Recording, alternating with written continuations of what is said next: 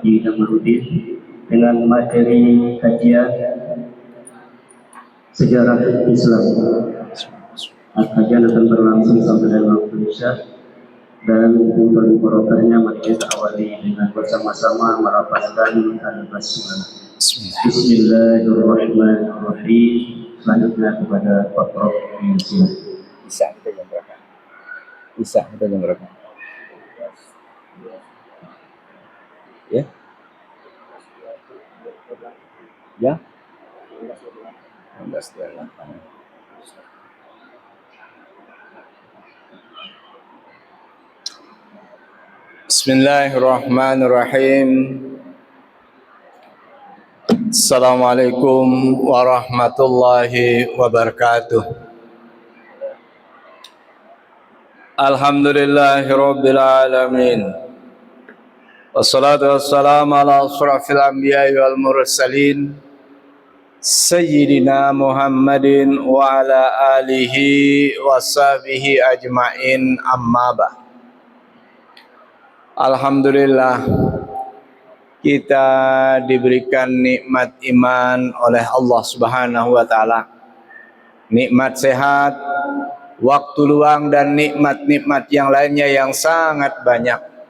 Wa in ta'uddu nikmatallahi la tuhsuha. Jika kau menghitung nikmat yang Allah berikan kepadamu, maka engkau tidak akan pernah mampu menghitungnya. Dan sebagai wujud syukur kita duduk di majelis ilmu ini, yang insya Allah duduknya kita di majelis ilmu ini Allah akan ganti dengan taman-taman surga. Salawat dan salam kepada Rasulullah sallallahu alaihi wasallam, junjungan kita, Nabi akhir zaman, dan mudah-mudahan kita semua termasuk di antara pengikut beliau yang memperoleh syafaat kelak di hari kiamat. Allahumma salli ala Sayyidina Muhammad wa ala ali Sayyidina Muhammad. Beberapa waktu yang lalu kita mendiskusikan bagaimana Rasulullah sallallahu alaihi wasallam berdakwah, bagaimana Rasulullah sallallahu alaihi wasallam dan para sahabatnya menunjukkan dirinya kepada dunia, kepada adik kuasa dunia pada saat itu, yang nanti di akhir kita akan berbicara tentang perang Tabuk. Nah, cuma ternyata perang Tabuk ini itu terjadinya tepat pada bulan Rajab. Nah, karena itu kaitannya dengan itu penting untuk kita diskusikan kenapa bulan Rajab ini menjadi bulan yang bersejarah, menjadi bulan penting di dalam Islam itu, menjadi bulan yang kita hormati, menjadi bulan bersejarah. Nah, ada apa sebenarnya? Nah, hadirin jamaah rahimakumullah. Jadi di dalam bulan Rajab ini tadi imam kita berdoa, Allahumma barik lana fi Rajab wa Syaban wa ballighna Ramadan. Karena sudah dekat dengan Ramadan, dan Rasulullah mengajarkan kepada kita seperti itu doanya, supaya bulan ini menjadi bulan yang berkah. Artinya bulan yang berkah itu apa saja yang kita kerjakan itu bernilai ibadah. Tidak ada yang sia-sia, tidak ada yang keliru dari apa yang kita kerjakan. Nah, karena itu bulan Rajab ini adalah bulan penting di dalam Islam itu. Ada beberapa peristiwa sebenarnya. Kalau perang Tabuk ini kan ini terjadi pasca Rasulullah di Madinah. Nah, karena itu kita akan mengurutkan. Jadi peristiwa-peristiwa penting yang terjadi pada bulan Rajab. Nah, antara lain, bukan satu-satunya, maksudnya banyak. Antara lain, jadi terjadinya peristiwa hijrah yang pertama kali itu terjadi pada bulan Rajab. Hijrahnya kemana Rasulullah? Hijrahnya ke Habsi, hijrahnya ke Ethiopia. Kemudian yang kedua peristiwa Isra Mi'raj. Kemudian yang ketiga turunnya perintah sholat 5 waktu. Kemudian yang keempat perubahan arah kiblat dari Baitul Maqdis ke Ka'bah. Kemudian ada perang Tabuk. Kemudian ada pembebasan Damaskus, yaitu penaklukan Romawi. Ini adalah peristiwa-peristiwa bersejarah. Banyak lagi yang lain. Nah, kita coba melihat beberapa hal. Kenapa peristiwa hijrah ke Habsi ini menjadi penting? Kita mungkin selama ini yang kita rayakan ini kan kalau hijrahnya Nabi ke Madinah. Padahal hijrahnya para sahabat ke Habsi juga tidak kalah pentingnya. Jadi Habsi itu kalau sekarang Ethiopia. Jadi di selatan Mesir dia. Jadi di selatan Mesir. Jadi hijrahnya sahabat ya. Hijrahnya para sahabat Rasulullah Shallallahu Alaihi Wasallam itu terjadi pada tahun kelima pasca kenabian. Tahun kelima pasca kenabian. Jadi hijrah ini hijrah sebenarnya hijrah yang luar biasa. Karena apa? Karena pada saat itu kan Nabi mulai terang-terangan berdakwah itu tahun ketiga. Setelah turun ayat fasda bima tu'mar wa a'rid anil musyrikin. Jadi setelah ayat itu turun, baru Rasulullah berdakwah secara terang-terangan di Mekah itu. Itu tahun ketiga.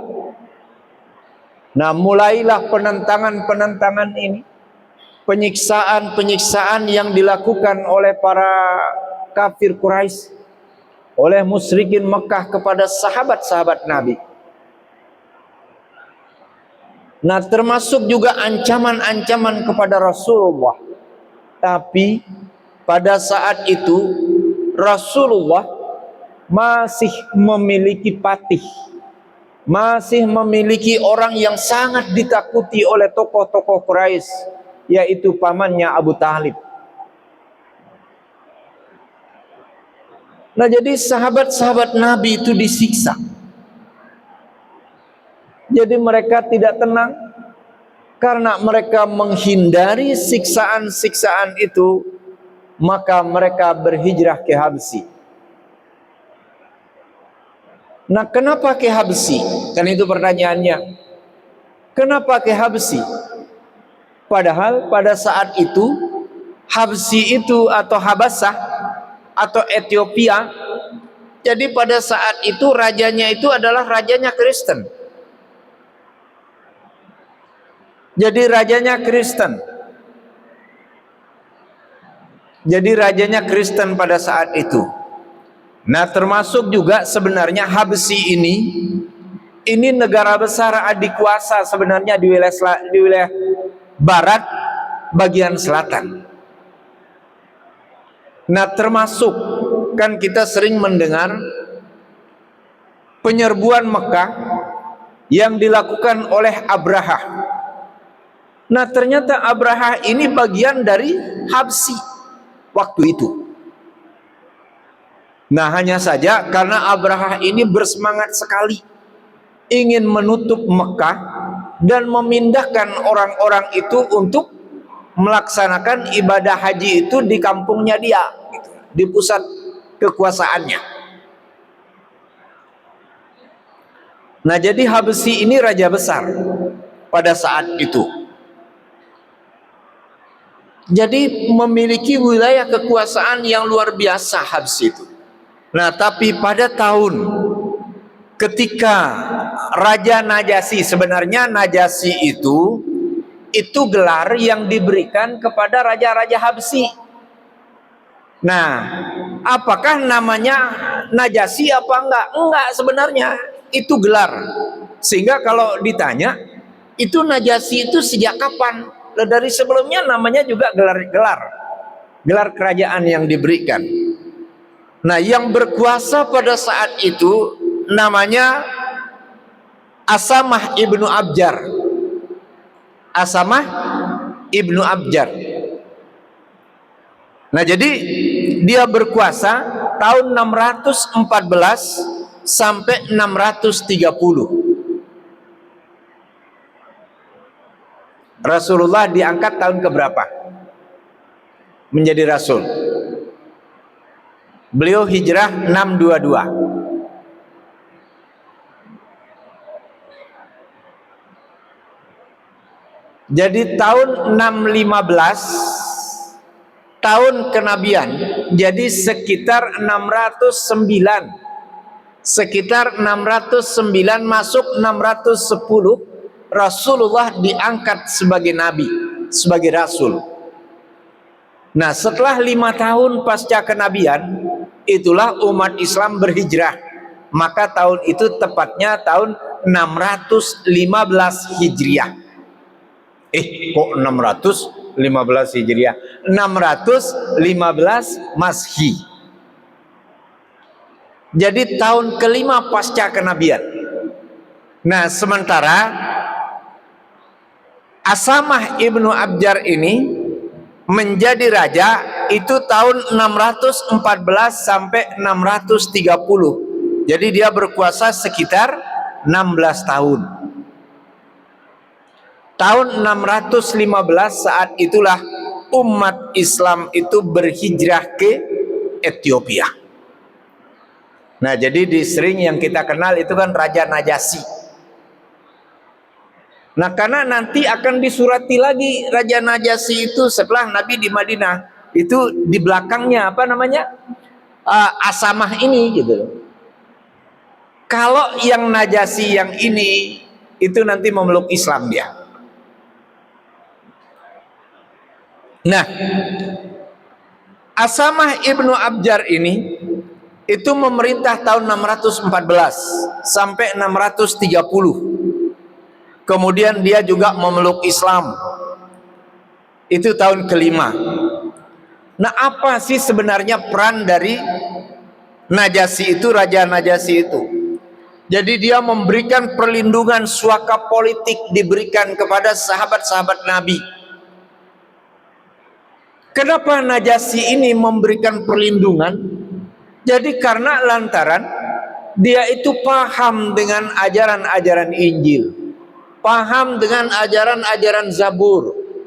Nah, orang-orang dulu kalau dia memahami ajaran-ajaran sebelum diutusnya Rasulullah, pasti mereka akan mempertanyakan, akan ikut dengan ajaran-ajaran yang dibawa oleh Rasulullah Shallallahu Alaihi Wasallam. Heraklius itu yang kemarin sempat kita singgung. Jadi Heraklius itu setelah Rasulullah sukses, beliau bersurat ke Heraklius itu. Maka ketika Heraklius itu menemukan sampai surat Rasulullah, apa yang dia katakan?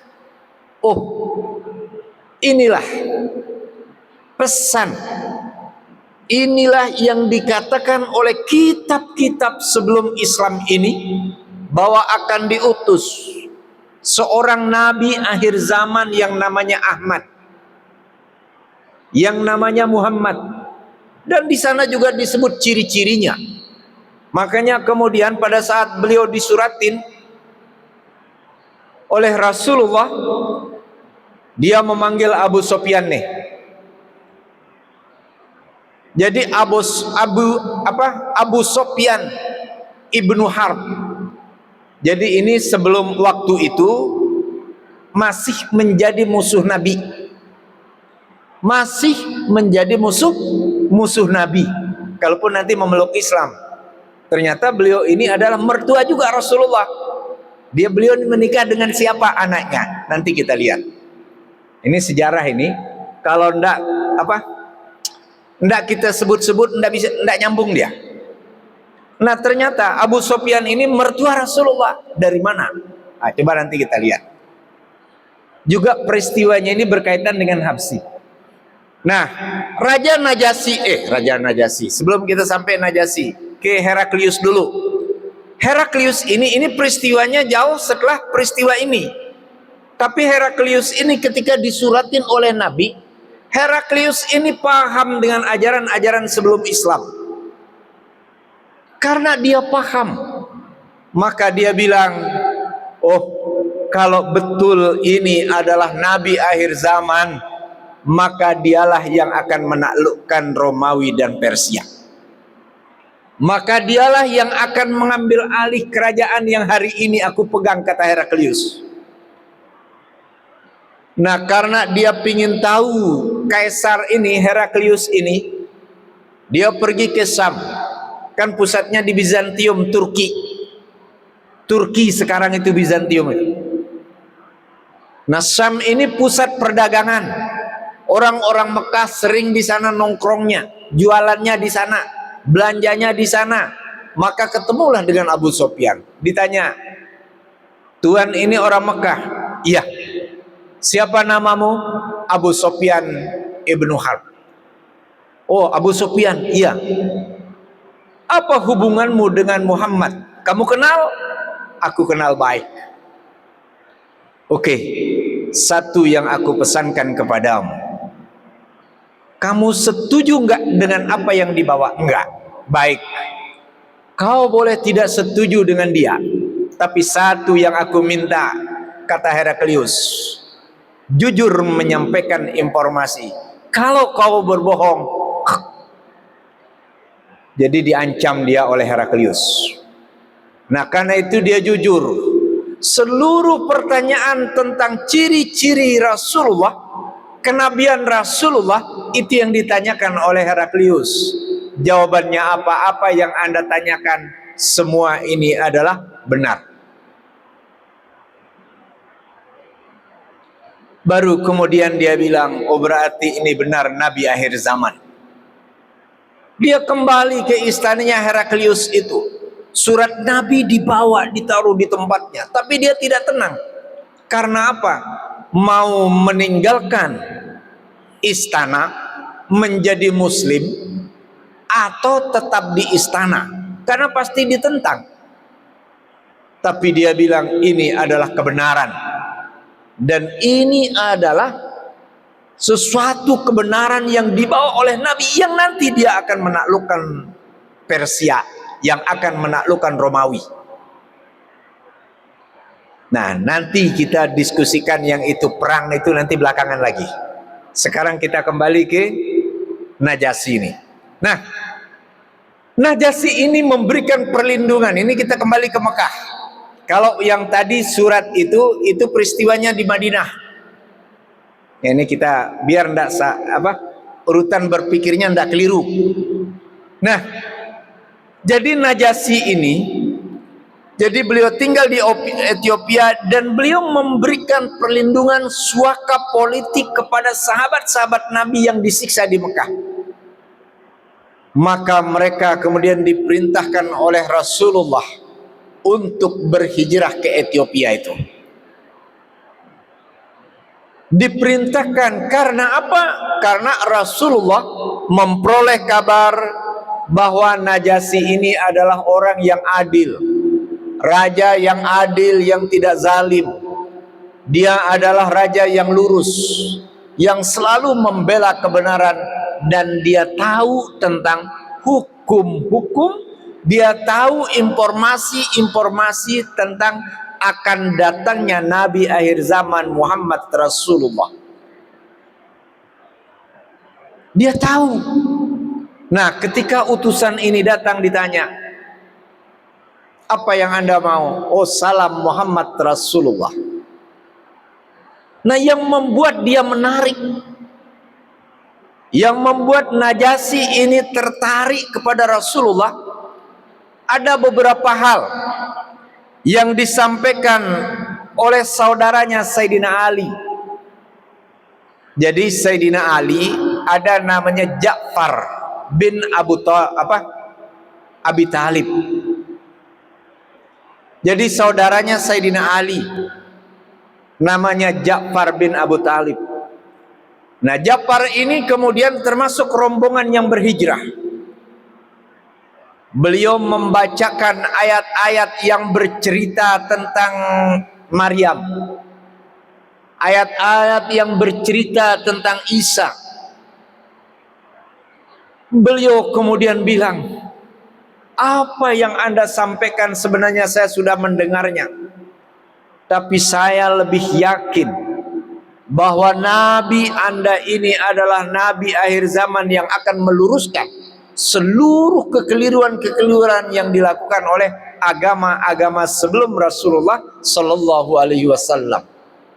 Jadi Raja Najasyi ini tertarik ketika dibacakan ayat-ayat yang menjelaskan tentang Siti Maryam dan Isa.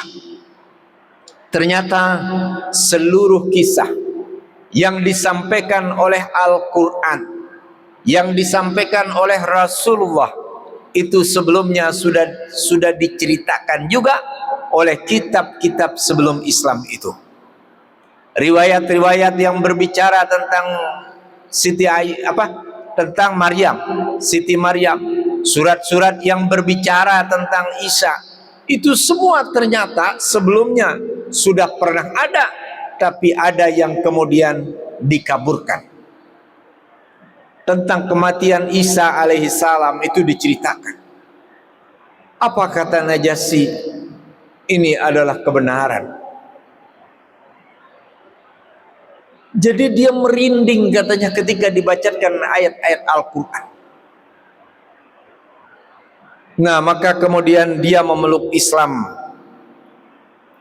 Maka ketika tokoh-tokoh Quraisy tahu sahabat-sahabat Nabi ini dikirim berhijrah ke Ethiopia, tokoh-tokoh Quraisy pada saat itu datang ke Ethiopia juga, datang memberikan hadiah. Jadi dibawakan hadiah ke Raja Najasyi yang tadi itu. Dibawakan hadiah. Kemudian setelah diberikan hadiah, ini hadiah dari tokoh-tokoh kami yang ada di Mekah. Disebut namanya semua. Oh ya, terima kasih atas hadiahnya, kata Raja Najasyi ini. Satu yang kami minta, kembalikan orang-orang Muslim, pengikut-pengikut Muhammad yang ada di Ethiopia ini, yang ada di Habsyi ini, disuruh kembalikan. Tapi dengan tegas dia menolak, enggak. Tidak boleh aku mengembalikan mereka. Aku memberikan mereka suaka politik. Maka barang siapa yang mengganggu mereka, mereka akan berhadapan dengan saya. Ini kan sebuah peristiwa yang luar biasa. Bagaimana seorang yang tadinya memeluk agama Kristen, yang kemudian mendengar kabar berita, mendengar kebenaran-kebenaran yang dibawa oleh Rasulullah, maka kemudian mereka ikut.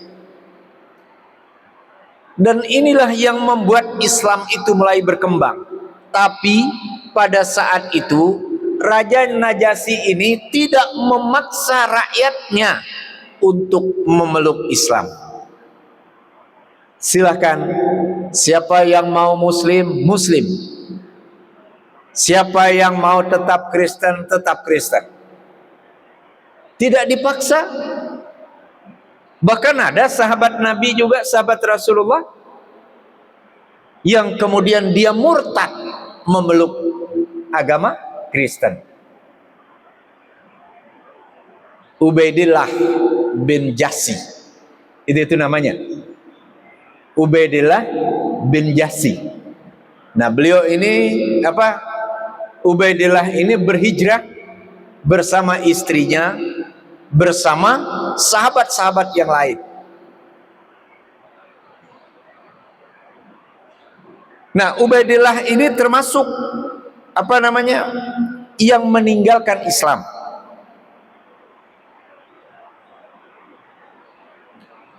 Jadi Najasyi ini mengenal Nabi itu dari Injil, dari kitab Injil, dari kitab Zabur, dia pelajari. Kemudian dia juga tahu ciri-ciri kenabian yang ada dari bacaannya itu. Ditanya dulu, itu Nabi Muhammad itu ada nggak? Coba ditanya satu-satu, seperti yang dilakukan oleh Raja yang tadi itu, Heraklius itu. Heraklius itu, kalaupun dia percaya dengan kebenaran, tapi dia tidak sampai beriman.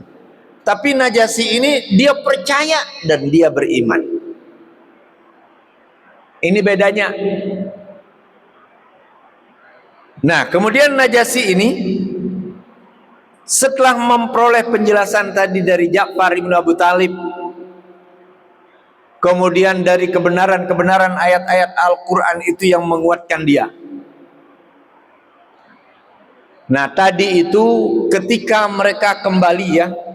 Nah, setelah mereka berhijrah, nah sahabat-sahabat Nabi itu ada yang balik ke Mekah, ada yang balik ke Mekah melaporkan kondisi keadaan umat Islam di Habsyi itu. Dilaporkan, dikasih tahu, ya Rasulullah, itu Raja Najasyi itu sangat baik kepada kami dan dia sudah memeluk Islam. Kemudian dia memperlakukan kami dengan cara yang luar biasa.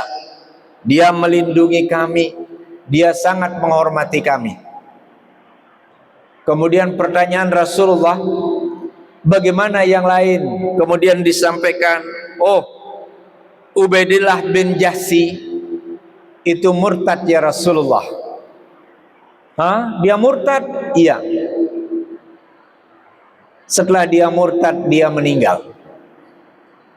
Jadi paling rugi ya, murtad meninggal gitu ya, nggak sempat menjadi muslim. Jadi Ubaidillah bin Jahsy ini murtad dan meninggal. Terus ditanya, bagaimana istrinya? Jadi istrinya itu namanya Ramlah bin Abu Sufyan bin Harb. Jadi Ramlah bin Abu Sufyan bin Harb ini ditanya, bagaimana Ramlah? Dijawab, Ramlah itu tetap memeluk Islam. Tetap memeluk Islam. Nah, pada saat itu Rasulullah menyebut Ramlah ini, nama aslinya Ramlah bin Abu Sufyan. Yang kita tahu istri Rasulullah itu namanya Ummu Habibah. Jadi ditanya, bagaimana Ummu Habibah, istri dari Ubaidillah bin Jahsy itu tadi. Nah, ternyata beliau ingin meneguhkan hati dari Ummu Habibah itu. Maka beliau menitip salam, sampaikan salam saya. Sampaikan salam saya dan saya akan menikah dengannya. Nah, kemudian yang menerima pernikahan Rasulullah, yang mewakili pada saat itu adalah Raja Habsyi itu. Jadi beliau minta mewakilkan menerima akad nikah itu adalah Raja Habsyi. Jadi yang menerima akad nikahnya itu Raja Habsyi. Rasulullah berada di Madinah, di Mekah. Nah, inilah alasan ulama bahwa boleh menikah itu, untuk menerima akad nikahnya itu diwakilkan oleh orang lain. Karena jarak misalnya, oh saya tidak bisa pergi ke Dasan Agung sekarang, mau nikah di Dasan Agung, boleh diwakilkan. Nah, ini dasarnya. Rasulullah menikah dengan Ummu Habibah, beliau sedang berada di Mekah.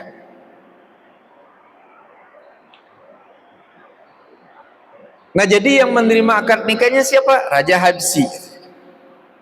Nah, kemudian Raja Habsyi ini wafat tahun 630 Masehi. Rasulullah sudah di Madinah itu. Tahun ke-8, karena Rasulullah berhijrah ke Madinah itu tahun 622. Jadi tahun ke-8 beliau di Madinah, Raja Habsyi itu meninggal.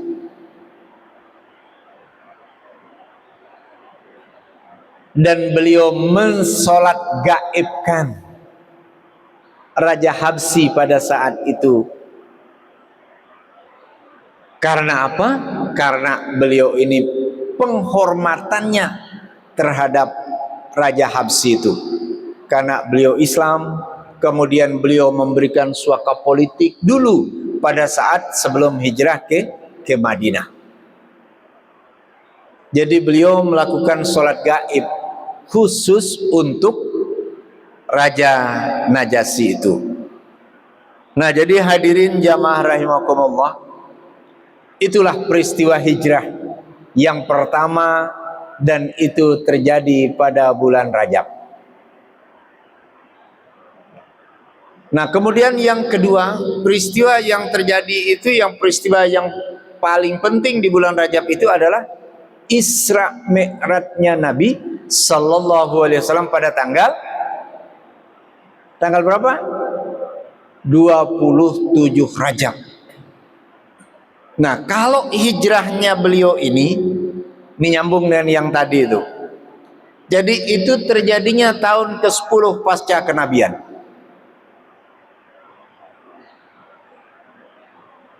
Jauh ya.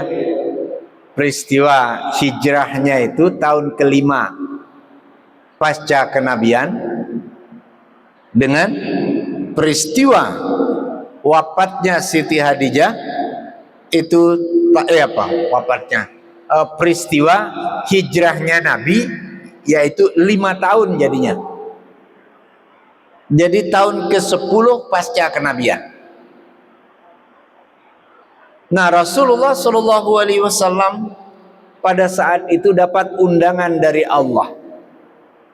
Jadi tidak pernah ada undangan kayak begitu untuk datang menghadap kepada Allah di Sidratul Muntaha. Pernah dengar Sidratul Muntaha? Pernah lihat? Ya? Di Lombok Tengah itu dibuat Sidratul Muntaha itu. Kalau mau lihat Sidratul Muntaha, itu lihat pucuk masjid itu.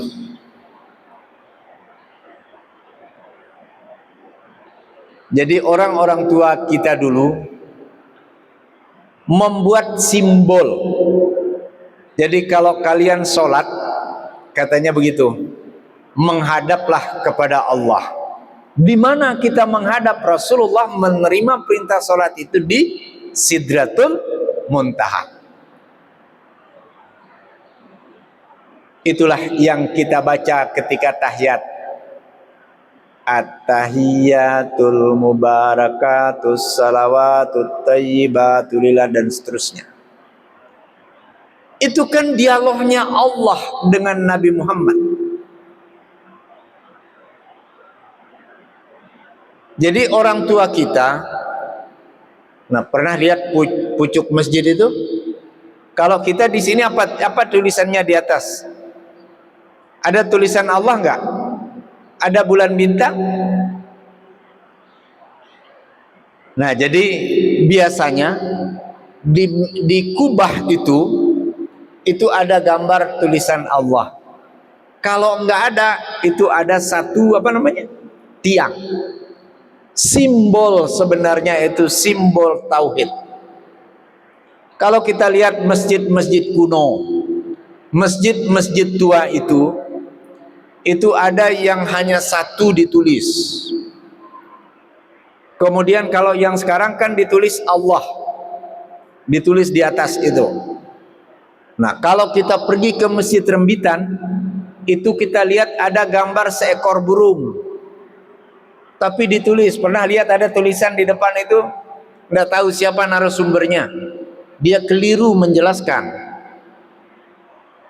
Kenapa? Kan ditanya, kenapa kok ada simbol ada simbol burung di anu itu? Oh, itu ayam.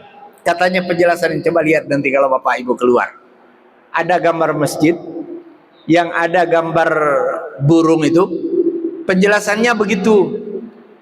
Oh, itu karena apa? Karena ayam ini berkokok pagi-pagi membangunkan orang sholat subuh kalau nggak salah.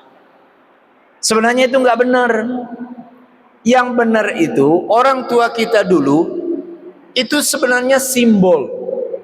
Jadi kalau kita mau menghadap kepada Allah, mau sholat, lihat bagaimana Nabi, bagaimana Rasulullah ketika di Sidratul Muntaha. Itu simbol. Jadi kalau menyembah itu sembahlah Allah. Makanya di puncak masjid itu ada, di atas itu yang tadi yang saya bilangin, ada tulisan Allah, ada tulisan bulan bintang, itu menggambarkan puncak. Ada kadang-kadang menaruh bulan, itu menggambarkan puncak. Ada yang menaruh gambar burung. Kenapa kok ditaruh gambar burung? Kalau Pelungguh pergi ke masjid Sesaid, Lombok Utara, itu juga gambar burung. Kalau Pelungguh pergi ke Masjid Rembitan, itu juga gambar burung. Kenapa gambar burung? Nah, ini sebenarnya diambil dari hikayat Isra Mi'raj. Jadi Rasulullah, tapi nanti kita jelaskan yang itu. Udah Isya nih? Rasulullah ketika beliau itu mau masuk di Sidratul Muntaha, malaikat Jibril itu berhenti di sana. Kan di perjalanan itu malaikat Jibril selalu ikut. Dan yang ditanya oleh Nabi itu malaikat Jibril. Jibril, kenapa kok ada orang tua kalau lihat orang itu ngengos ke kiri, kadang-kadang dia ngengos ke kanan dan dia senyum? Oh, itu Nabi Adam yang ketika ngengos ke kiri karena lantaran umatnya, keturunannya itu berbuat jahat. Tapi ngengos ke kanan senyum karena lantaran dia beramal soleh. Yang jawab siapa? Malaikat Jibril. Tapi ketika Rasulullah akan masuk ke Sidratul Muntaha, malaikat Jibril berhenti. Rasulullah jalan, kemudian dia, loh, Jibril, kenapa kau berhenti? Masuk. Enggak ya Rasulullah, aku tidak dapat undangan untuk masuk ke Sidratul Muntaha. Kata Rasulullah, bukankah yang lebih tahu, yang paling tahu tentang apa yang ada di langit seluruhnya ini engkau? Betul, tapi tidak di Sidratul Muntaha, itu rahasia Allah. Hanya Allah yang tahu. Dan yang memperoleh undangan itu hanya kau, wahai Rasulullah. Tidak ada makhluk yang pernah masuk ke tempat itu. Tidak ada. Kecuali engkau, termasuk aku, kata malaikat Jibril. Tapi kata Rasulullah, Jibril, kira-kira lah lemanone kan situ saja yang temani saya aneh. Temani saya masuk. Jibril juga penasaran karena nggak pernah tahu. Mumpung diajak Rasulullah nih, siapa tahu karena beliau diundang, siapa tahu saya kebagian apa, keciprat lah kira-kira begitu. Dah, saya coba masuk. Maka malaikat Jibril coba masuk. Ternyata ketika baru melewati pintu, malaikat Jibril katanya yang sayapnya sebesar apa, dibuka itu menutupi langit dan bumi. Maka ketika dia melewati pintu Sidratul Muntaha, dia mengecil seperti seekor burung. Nah, orang tua kita itu, beliau mau cerita, kalau kita mau menghadap kepada Allah, maka seolah-olah engkau sholat di Sidratul Muntaha, sedang bertemu dengan Allah. Yang mana Sidratul Muntaha? Ya, seekor burung itu. Karena apa? Karena malaikat Jibril ketika masuk, dia menjadi mengecil seperti seekor burung. Itu sebenarnya kalau di hikayat Mi'raj Nabi besar Muhammad sallallahu alaihi wasallam. Insya Allah pertemuan berikutnya kita diskusikan lebih panjang. Bismillahirrahmanirrahim. Alhamdulillahirabbil alamin wassalatu wassalamu ala asyrafil anbiya'i wal mursalin Sayyidina Muhammadin wa ala alihi washabihi ajma'in.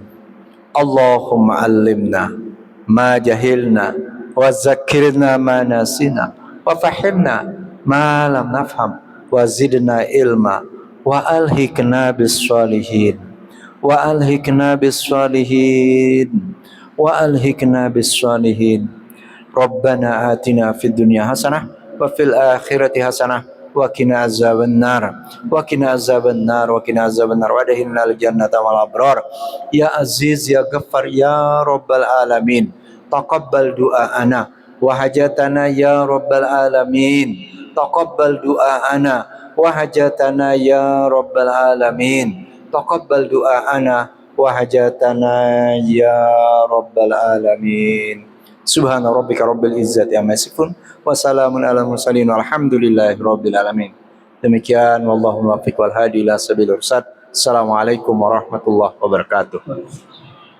Subhanakallahumma wa bihamdika asyhadu an la ilaha illa anta wa nastaghfiruka wa natubu ilaik. Wassalamualaikum warahmatullahi wabarakatuh.